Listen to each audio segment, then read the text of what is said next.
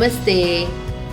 ದಿನಾ ಸಾರು ಹುಳಿ ಪಲ್ಯ ಎಲ್ಲ ಮಾಡಿ ಬೇಜಾರಾದಾಗ ಈ ಬೀನ್ಸಿಂದ ಒಂದು ಸಾಸ್ಮಿ ತುಂಬ ಚೆನ್ನಾಗಾಗತ್ತೆ, ಒಂದು ಡಿಫ್ರೆಂಟಾಗೂ ಇರುತ್ತೆ.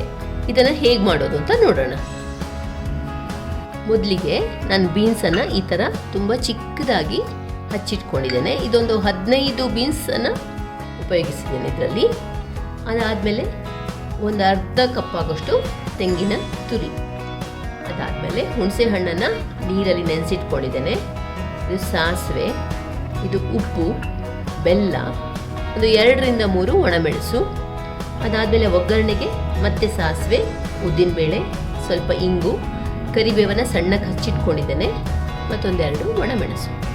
ಮೊದಲಿಗೆ ಈ ತೆಂಗಿನ ತುರಿ, 1 ಸ್ಪೂನಷ್ಟು ಸಾಸಿವೆ, ಮತ್ತೊಂದು 2ರಿಂದ 3 ಒಣಮೆಣಸು, ಇದಿಷ್ಟನ್ನು ಎಷ್ಟು ಬೇಕೋ ಅಷ್ಟು ನೀರು ಹಾಕ್ಕೊಂಡು ಒಂದು ಮಸಾಲೆ ರೆಡಿ ಮಾಡ್ಕೋಬೇಕು. ಈ ಮಸಾಲೆನ ಈ ಥರ ನುಣ್ಣಗೆ ಹರ್ಕೊಂಡಿದ್ದೇನೆ. ಈಗ ಮೊದಲಿಗೆ ಒಂದು ಪಾತ್ರೆಯಲ್ಲಿ ಒಂದು ಸ್ವಲ್ಪ ನೀರು ತಗೊಂಡಿದ್ದೇನೆ. ಈ ಸಣ್ಣಕ್ಕೆ ಹಚ್ಕೊಂಡಿರೋ ಬೀನ್ಸನ್ನು ಇದಕ್ಕೆ ಹಾಕ್ಬಿಟ್ಟು ಬೇಯಲಿಕ್ಕೆ ಇಡ್ತಾ ಇದ್ದೇನೆ.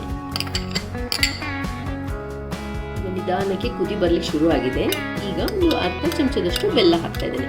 ಇದು ಆಪ್ಷನಲ್ಲು, ನಿಮಗೆ ಬೇಡ ಅಂದರೆ ಬೆಲ್ಲ ಹಾಕೋದನ್ನು ಸ್ಕಿಪ್ ಮಾಡ್ಬೋದು. ಬೀನ್ಸು ಒಂದು ಅರ್ಧದಷ್ಟು ಬೆಂದಾಗ ಉಪ್ಪು ಸೇರಿಸ್ತಾ ಇದ್ದೇನೆ. ಮೊದಲನೇ ಸಲ ಹುಣಸೆ ರಸ ಸೇರಿಸ್ತಾ ಇದ್ದೇನೆ.